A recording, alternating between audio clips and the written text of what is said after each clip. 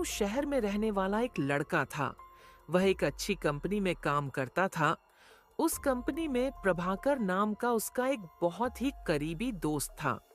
दोनों आपस में काफी घुल मिलकर रहते थे। पर भाकर भाई, आज तो ऑफिस में बहुत ही ज़्यादा काम हो गया। चलो शाम के कहीं घूमकर मस्ती करते हैं। हाँ हाँ सोनू भाई, बहुत दिनों से वैसे भी पार्टी नहीं हुआ है। चलो आज फिर शाम को पार्टी ही करेंगे। दोनों ज्यादातर एक दूसरे के साथ ही अपना समय व्यतीत करते थे। एक दिन जब प्रभाकर अपने घर जा रहा था, तब अपने दोस्त सोनू से बोलता है। सोनू भाई, मेरे घर पर एक फंक्शन है और मम्मी ने तुम्हें बुलाया है, इसलिए मेरे घर पे तुम्हें ज़रूर आना होगा। हाँ पर भाकर भाई, मैं ज़रूर आऊँगा। वैसे भी काफ़ी दिन हो गया आपके घर पे आए हुए और मम्मी से मिले हुए भी। ठीक है सोनू भाई, फिर मैं चलता हूँ। अपना ख्याल रखना। और देखो, मेरी ट्रेन भी आ गई है। प्रभाकर का घर शहर से दूर एक गांव में था। उस गांव के पास जो रेलवे स्टेशन था, उसके बारे में यह बात प्रचलित थी कि वह एक भूतिया रेलवे स्टेशन है। रात होते ही उस स्टेशन पर कोई भी आता जाता नहीं था। वह स्टेशन बिल्कुल सुनसान हो जाता था। प्रभाकर सोनू को फोन करता है। सोनू भाई, मैं तो आपको बताना ही भूल गया। मेरे घर के पास वाला रेलवे स्टेशन एक भूतिया रेलवे स्टेशन है, इसलिए तुम दिन के समय ही आ जाना। रात वाला ट्रेन से मत आना। क्या प्रभाकर भाई, आप भी इन सब बातों को मानते हो? ऐसा कुछ नहीं होता है। सोनू भाई, इन सब बातों में तो मैं भी विश्वास नहीं करता, लेकिन इस स्टेशन पे बहुत सारी ऐसी घटनाएं हुई है जिससे डर लगता है, इसलिए तुम दिन को ही आ जाना। ठीक है भाई, जब तुम इतना कह रहे हो तो कुछ न कुछ कारण तो ज़रूर होगा। ठीक है, मैं दिन के ही ट्रेन से आ जाऊंगा। आपको टेंशन लेने की ज़रूरत नहीं है। ठीक है भाई, स्टेशन आकर फ़ोन करना फिर। लेकिन सोनू की ट्रेन देर होने के कारण वहां उसे पहुंचने में रात हो जाती है।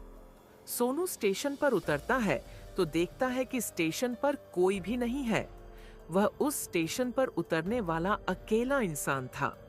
फिर थोड़ी देर में ट्रेन वहां से खुल जाती है।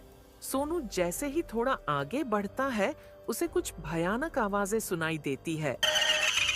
वह पीछे मुड़कर देखता है तो उसे कोई नजर नहीं आता।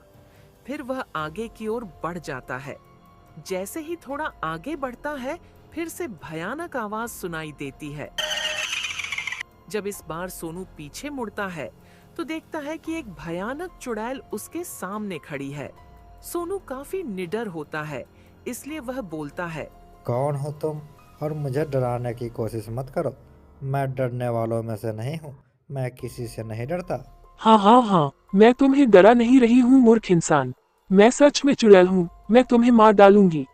फिर चुड़ैल उसे बेहोश कर देती है। इधर प्रभाकर सोचता है कि आखिर सोनू को आने में इतनी देर क्यों हो गई, और फिर उसको कॉल करता है तो कोई कॉल नहीं उठाता। प्रभाकर काफी परेशान हो जाता है। क्या हुआ बेटा, तुम काफी परेशान लग रहे हो। सोनू ने फोन नहीं उठाया क्या? और इतनी रात हो गई, अभी तक वो आया भी नहीं। लगता है कोई मुसीबत में तो ना पड़ गया। पता नहीं पापा, फ़ोन तो नहीं उठाया। मुझे तो बहुत डर लग रहा है। प्रभाकर सोनू को ढूंढने के लिए घर से निकलने के लिए तैयार होता है, लेकिन उसके घर वाले उसे जाने नहीं देते। प्रभाकर के घर वाले किसी तरह उसे मना लेते हैं और बोलते हैं, कल सुबह जाकर देख लेंगे। जब अगले दिन सुबह प्रभाकर और उसके परिवार वाले स्टेशन पहुंचते हैं तो देखते हैं कि सोनू का बैग वहीं प्लेटफॉर्म पर पड़ा हुआ है, लेकिन सोनू का कोई आता पता नहीं है।